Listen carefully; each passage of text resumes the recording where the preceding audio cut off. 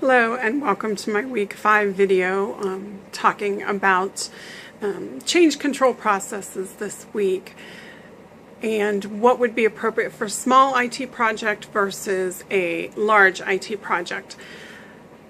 One thing is for sure that the key to both is to communicate, and to communicate some more.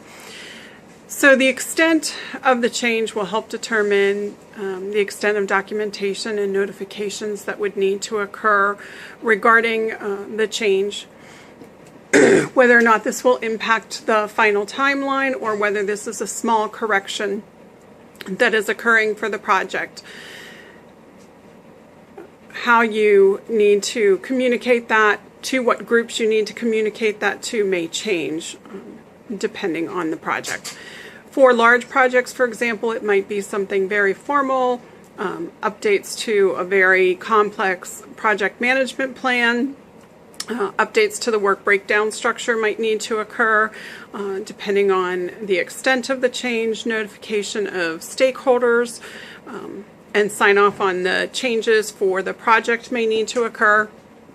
If it is a simple change on a smaller project, then notification of the analyst or who's going to be building that change would need to occur. It would need to be added into the scope document and to the work breakdown, and certainly to the design documents as well.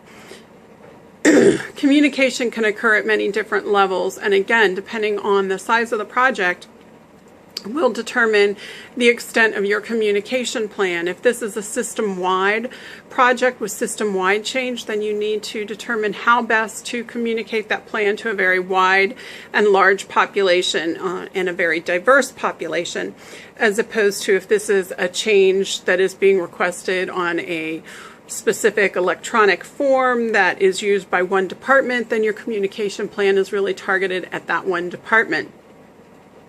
An example of this is when we went live with CPOE. This was going to be a house-wide change where people were going to be looking for orders, where people would be placing orders, who was going to place those orders. And so we had communication at many different levels. So we had written communication with screenshots and visuals that went out to the entire hospital as to an organization. We also targeted specific stakeholders, the physicians in particular, that this was going to change their practice, as well as to the nursing and the hands-on clinicians at the bedside. So in addition to the mass communication that went out, we also did targeted communication to these groups. And one of our effective communication strategies was what we called our day in the life sessions.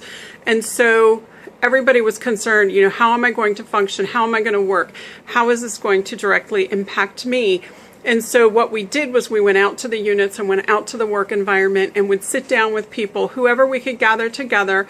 It might have only been 2, 3, 4, 5 people. Sometimes we had a larger group, and we would talk about how the changes that were coming would directly impact their particular workflow for the day. So how, when they came on for their shift, were they going to organize and find the information that they needed? What tools would they have at their disposal? And really talked about the impact to their workday and how it was going to change how they organized themselves for the day, how they worked throughout the day, how they saw updates, and that really did quite a lot to relieve stress and anxiety. And so communication, again, is my message. Thanks. See you next